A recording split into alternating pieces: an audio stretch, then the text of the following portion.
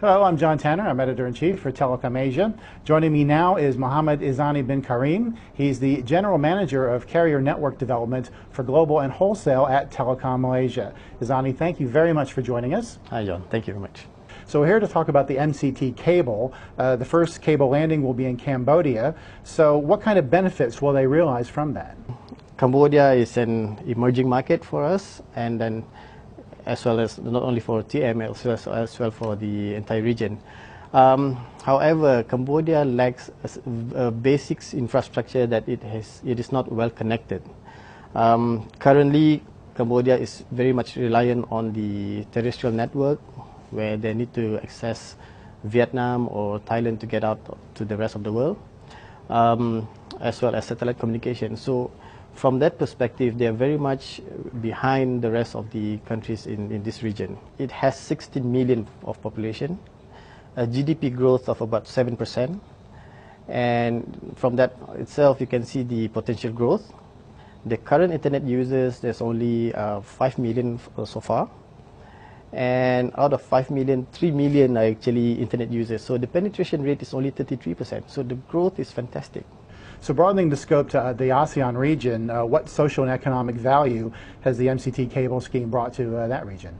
Basic thing for any development in this region, you need to be connected. ASEAN is actually has its own advantage, being being a region where labor cost is actually relatively cheap. So there's a lot of potential there. So to bring in investors into this region, you need to be connected, because obviously that no longer becomes a luxury. It becomes the basic necessity for any industry to house their hub in this region. So MCT in a small form provides that, at least into Cambodia, and that becomes the gateway for the Indo-China market. So we're not looking just Cambodia from that perspective. So MCT not only links into Cambodia, there's also terrestrial links that connects into Laos, even Myanmar for that matter, and then the existing network that links to Thailand and Vietnam. So from that perspective, as ASEAN as a region by itself, it becomes an attractive point for investors to make the investment in this area. So how did TM select the landing partner to build the cable, and what were the major challenges in establishing the consortium? Well, that's interesting, because in any submarine cable systems, in any projects, it is very important to actually understand the needs of your partner, and for all these partners to have the common goal. It is actually the greater purpose of all these partners to be joined together. What is actually the purpose of grouping together into a consortium? So in this aspect, when we teamed up with Telcotech of Cambodia, Symphony of Thailand, we have the common goal of getting ourselves connected to expand our business, and then especially for Telcotech and Symphony, who are actually new in this industry, they want to be connected to the rest of the world. Currently, they are very much dependent on their neighboring countries, in this case, and also other incumbent telcos, where they need to be transiting another location to finally get to the contents. In this case, what we're building is with MCT, our lending partners, they get first-hand connectivity to wherever they want to go. So from that perspective, our common goal is the same. So we want to be connected, whereas for TM, on our side, we want to be the regional champion.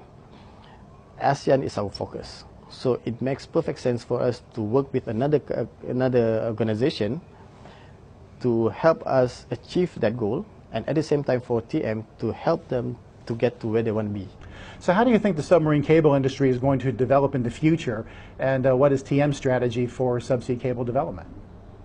It will continue to develop for obvious reasons. There are more and more bandwidth-hungry applications in the market. People are talking about, in Japan, for example, 1 gig to the homes. In Malaysia itself, we are moving towards 100 meg, 500 meg. So obviously, there will still be a need to have additional capacity to get all this internet bandwidth out. For example, another example, in Cambodia, currently they have about 40 gigs of capacity, and that is expected to grow 5-fold. So as a region itself, there will still be a need for additional submarine cables to be built. The current one that we have Obviously, there's a lifetime to it. CMIV3 is more than 15 years now. APCN2 is also reaching about 15 years. So there will be a time that this needs to be replaced. So STM, our strategy is to be, we have to be selective on where we put our money. So we will continue to develop systems in the form of a consortium, because we believe that, you can't do this alone. You need partners. So, that's why we will continue to invest in new projects. For example, currently we are now in CMIV 5, and we're looking at some other new ventures as well. We have just put into service the BBG just a couple of months ago. But our requirement continue to grow. So we will continue to look for partners and look for new areas to expand our business. Private systems, it will be on a as-need basis. So we will still procure some capacity from private systems as well, because obviously we need diversity. And so our strategy will continue to be, that way.